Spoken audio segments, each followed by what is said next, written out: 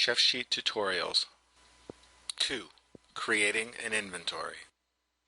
There are two main ways to add items to your inventory, which you may choose between based on how you have your inventory information pre-Chefsheet.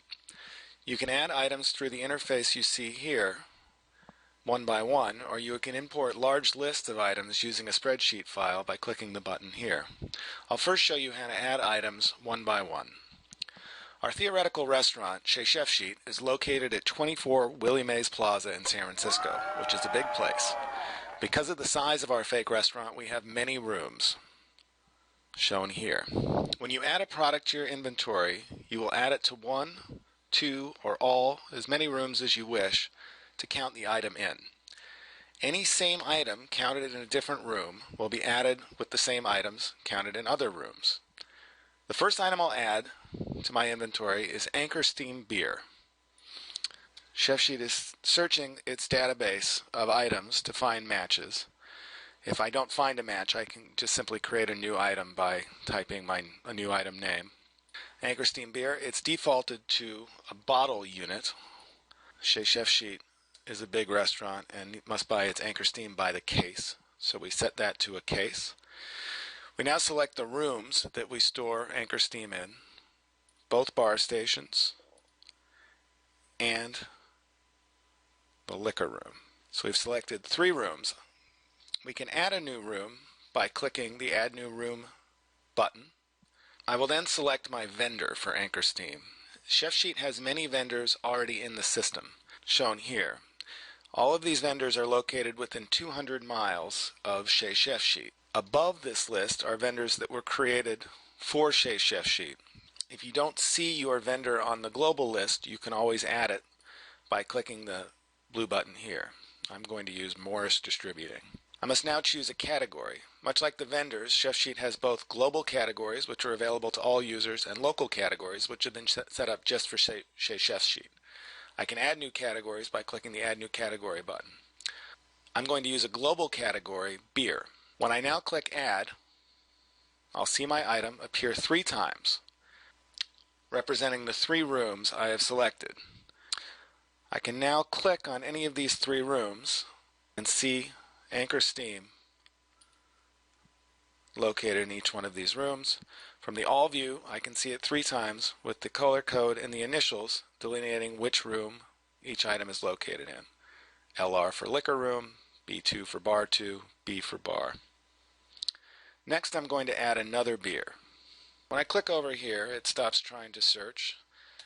We buy spot and by the case as well. Now notice that the room, the vendor, and the category have been retained from when we added Anchor Steam.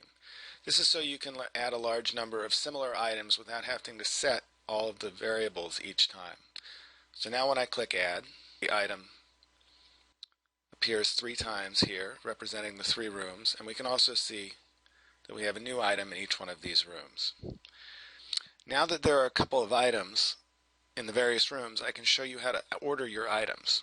You may choose to count with your mobile device. You can count directly into a laptop or a computer, or you can print a blank count sheet from Chefsheet. However you choose to count, your items will be ordered in each room as you have ordered them here. Many chefs and bar managers will place all of their storage areas into the same order to speed counting. Order your items however you find them when you're entering each room to count. For example, if Spaten is kept on a shelf before Anchor, we would organize it that way. Each room has its own order, and that order will remain for all your counting. Next, I'm going to enter one more item. I'm going to enter lemons. I type in lemons, and I see a list of different types of lemons I can use. These are the case sizes.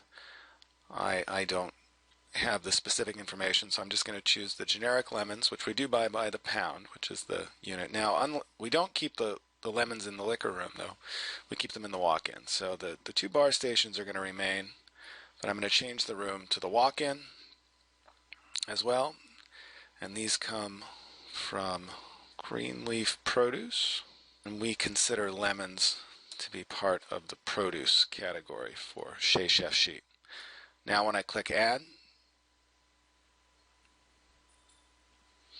We see our 3 lemons in the all view. We now have lemons in the walk-in. And we have another item in the bar. And again, we can order these however we choose.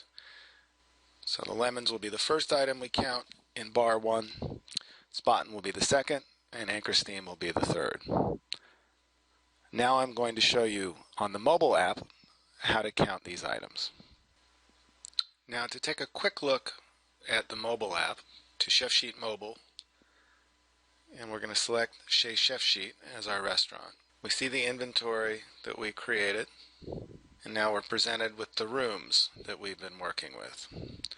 If we click on the bar, we'll see the 3 items that we've stored in the bar in the order that we put them into the inventory form.